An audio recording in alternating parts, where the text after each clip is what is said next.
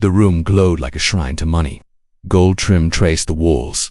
Machines hummed with soft authority.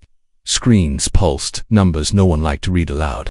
18 doctors stood in a half circle, the best names in medicine, the kind flown across oceans at a billionaire's command. They had tried everything, every protocol, every miracle they sold to the world, and still the baby's heartbeat slipped, stuttered, then slowed again. The father paced like a storm trapped in silk shoes. He had built empires with a phone call. He had crushed rivals with a whisper. Now he slammed his fist into marble and demanded answers. He threatened lawsuits before breaths were finished. He promised careers would end by sunrise. He reminded them how much he paid, how powerful he was, how unacceptable failure would be. Money had always bent reality to his will. Tonight reality. Refuse. A doctor cleared his throat and spoke the words no one wanted. They were losing the child. The machines were doing more than the body could bear. Hope was thinning into formality. The billionaire stared at his son, wrapped in wires and privilege, and felt something unfamiliar tighten his chest. Fear not of loss alone, but of helplessness. Beyond the glass doors, the hallway told a different story. No gold, no silence, just flickering lights and tired footsteps. A poor black boy stood there, holding a worn backpack close to his ribs. He had been waiting for his mother, a cleaner on the night shift. He had watched the doctors rush past. He had seen the fear on their faces before they learned how to hide it. He listened, noticed things no one paid him to see. Inside, the billionaire roared again. He demanded another solution, another specialist, another check written. The doctors exchanged glances heavy with truth. There was nothing left to try.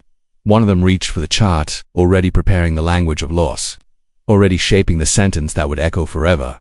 Outside the glass, security glanced his way and looked past him, trained to ignore what power did not authorize. The boy felt the weight of that invisibility and pushed through it anyway. He had learned early that silence could kill. He had learned to speak when others froze. Tonight, listening felt like betrayal, and waiting felt like surrender. Inside the room, the lead doctor inhaled, ready to declare the end. Outside, a small voice rose, steady and urgent, cutting through the wealth, the noise, the power. The history hovered, waiting for someone without status to be heard there, and for the first time all night, the room went still. The boy stepped forward, barely crossing the invisible line that separated importance from air. His voice came out low, careful, respectful. He said he had seen this before. He said something was wrong with the breathing, not the machines. A nurse turned sharply and blocked him with a practiced smile that did not reach her eyes. This was a restricted area. This was not his place. One doctor laughed under his breath. Another shook his head, offended by the interruption. Years of training, decades of prestige, and he thought a child with dust on his shoes could teach them something. The billionaire noticed the movement and snapped toward it. His grief found a target. He demanded to know who had let a nobody near his son. Security stiffened. The word nobody landed heavy, sharp, and final. The boy tried again, louder now, not angry, just urgent. He spoke about signs he had seen in children back home, about shallow breaths and blue lips and panic that came too late. He spoke about watching neighbors carry babies miles because clinics did not exist for people like them. He spoke about learning patterns because guessing wrong meant burying someone. The room did not listen, it judged. A senior doctor raised a hand, the universal symbol of control. He said this was science, not superstition. He said emotions were clouding judgment. He said protocols existed for a reason. The billionaire nodded, clinging to authority like a life raft. Your degrees on the wall mattered more than a trembling voice. From the hallway, wealth demanded obedience, not insight. The boy felt the familiar burn of being unseen. He had known this silence all his life. He had watched people with power ignore warnings because they came from the wrong mouths. He had learned that truth without status sounded like noise. Still, he stayed. Walking away would have been easier. Watching quietly would have been safer. But he could not forget the sound of mothers crying when help arrived too late. One nurse tried to guide him back with gentle hands that felt like walls. She whispered that he did not understand what was at stake. The boy answered that he understood loss too well. He spoke of nights without electricity, of fevers cooled with prayer and patience, of learning to listen to bodies because help was never coming. His words unsettled the room, not because they were loud, but because they were true. The younger doctor hesitated, eyes flicking to the screen, then to the boy, then away again, afraid of being wrong in public. The billionaire noticed that hesitation and mistook it for weakness. He exploded, demanding silence, demanding order, demanding that his authority be restored. Security stepped closer. The glass walls reflected a small figure surrounded by power, and still he did not move. He pointed to the baby, to the rhythm everyone was ignoring, to the moment that had already arrived. He said they were running out of time, not credentials. He said pride was suffocating the room. His voice shook once, then steadied, carried by something older than fear. The doctors returned to their screens, hiding behind numbers as shields. A protocol was cited, then another, each one sounding thinner than the last. The boy felt anger rise, but refused to let it lead. He waited for the right second, the way hunters waited in stories his grandmother told, patient and precise. Outside, footsteps hurried, rumors spreading that something was wrong inside the Palace of Medicine. Inside, breath shortened, seconds stacked, and the baby's chest struggled for space. The boy inhaled deeply, knowing this was the moment when being quiet would become a crime. He remembered faces, small and still, and promised himself he would not add another memory to that list tonight. No matter who tried to push him back or make him disappear, every lesson Survivor had taught him pressed forward, demanding to be spoken aloud before time ran out forever for this child. The baby's monitor dipped again. A long, ugly pause stretched across the room. Doctors leaned in, suddenly louder, suddenly urgent, as alarms clawed at the air. The billionaire's threats dissolved into prayer. In that instant, money meant nothing. Titles meant nothing. Fear leveled everyone. The boy stepped fully into the room. His voice cut through the chaos, clear and unafraid now. He named what they were missing. He named the danger. He named the one thing no one else had dared to consider. The monitor screamed and the world stopped listening to who he was.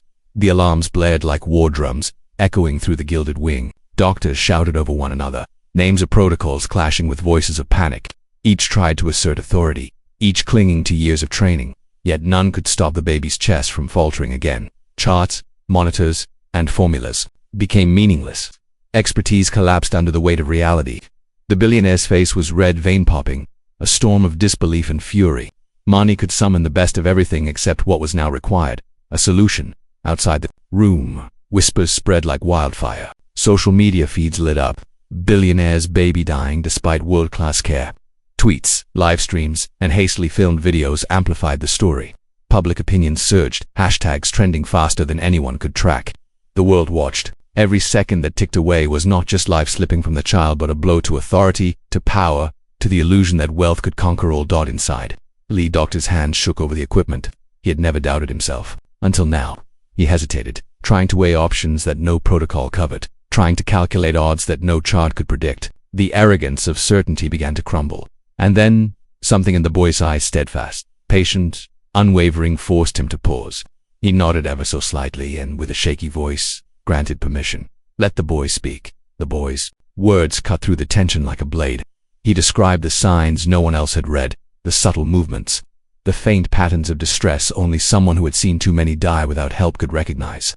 He proposed a single action so basic it seemed impossible that it could work in this palace of machines, gold, and degrees. It was drawn from survival, knowledge passed quietly through generations. Taught in homes, without hospitals, without prestige, without anyone listening. Some doctors scoffed openly. Ridicule filled the air, like static before a storm. How can a child know more than us? One said, voice trembling but defensive.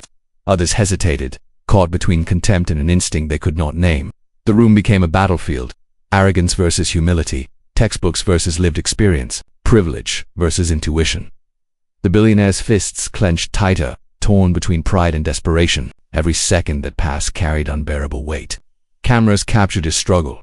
Photographers outside, unseen but unblinking, recording the clash of worlds. He had faced crises before, economic collapses, hostile takeovers, but none compared to this. Losing his child would be the one defeat that money could not buy away. He watched the boy, weighing the audacity, the youth, the undeniable truth in his gaze.